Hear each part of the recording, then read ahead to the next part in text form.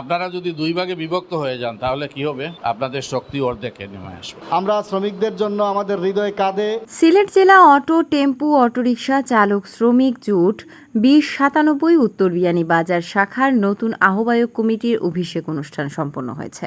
সোমবার বিয়ানীবাজার পৌর শহরের একটি অভিজাত রেস্টুরেন্টে নতুন কমিটির নেতৃবৃন্দ শপথ বাক্য পাঠের মাধ্যমে দায়িত্ব গ্রহণ করেন। পদে অন্তর্ভুক্ত হয়ে শপথ বাক্য পাঠ করিতেছি যে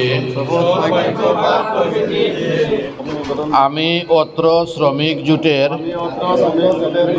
গঠনতন্ত্র মানিয়া চলিব। আমি গঠনতন্ত্র বিরোধী কোনো কাজ করিব না। সংগঠনের নবনির্বাচিত আহ্বায়ক হুমায়ুন কবির আকিলের সভাপতিত্বে এবং ক্রীড়া সংগঠক মারুফ আহমেদের পরিচালনায় অনুষ্ঠানে প্রধান অতিথি হিসেবে উপস্থিত ছিলেন সিলেট জেলা পরিষদের সাবেক সদস্য ও বিয়ানীবাজার পৌর শহর ব্যবসায়ী সংকট নিরসন কমিটির সদস্য সচিব নজরুল হোসেন। বিশেষ অতিথি হিসেবে উপস্থিত ছিলেন বিয়ানীবাজার প্রেস ক্লাবের সাধারণ সম্পাদক মিলাদ মোহাম্মদ জৈনুল ইসলাম ও রাজনৈতিক সংগঠক নজরুল ইসলাম। এ সময় অতিথিরা নতুন কমিটিকে স্বাগত জানিয়ে আগামী দিনগুলোতে সকলকে ঐক্যবদ্ধভাবে কাজ করার আহ্বান জানান। সব শ্রমিকদেরকে নিয়ে ঐক্যবদ্ধভাবে আমি নেতৃত্ব দিয়ে বিশাল একটা আন্দোলনের সম্মুখীন হয়েছিলাম এবং আন্দোলনে আমরা বিজয়ী হয়েছিলাম। বিরাট আকারের 2টি এলাকার সাথে আমরা এই আন্দোলনে ছিলাম। আমাদের এক শ্রমিককে নিয়ে তারা বেঁধে মারপিট করেছিল। এই শ্রমিকটা ছিল টেম্পোর। এর প্রতিবাদ করতে গিয়া বিয়ানীবাজারের সর্বশ্রেণীর শ্রমিকরা ঐক্যবদ্ধ হওয়ার জন্য আমি ভূমিকা রেখেছিলাম। সেই সময় সবাই ঐক্যবদ্ধ হয়েছিল এই বিশাল 2টি এলাকার সাথে সংগ্রাম করে আমরা আমাদের ন্যায় বিচার নিশ্চিত করতে আমরা সচেষ্ট হয়েছিলাম।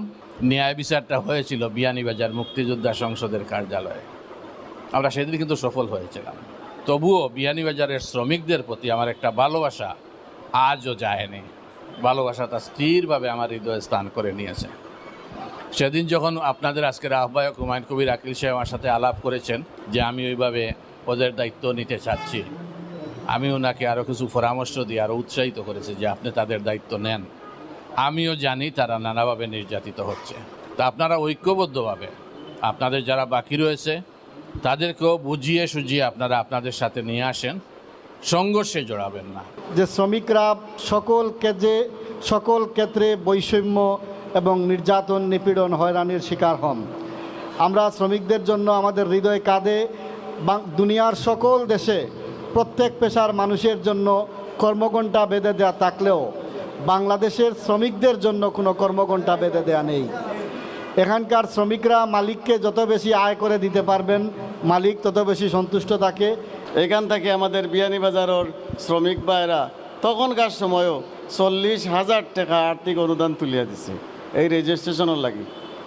3 হুইলার ইজি বাইক পরিচালনা করার লাগি টমটমগুলা 1,08,00,000 টাকা। তাহলে 9 বছরে তারা আমরা কত টাকা মারছে। জয়রানী করজুই, SRI TV. SRI TV, your voice, your media.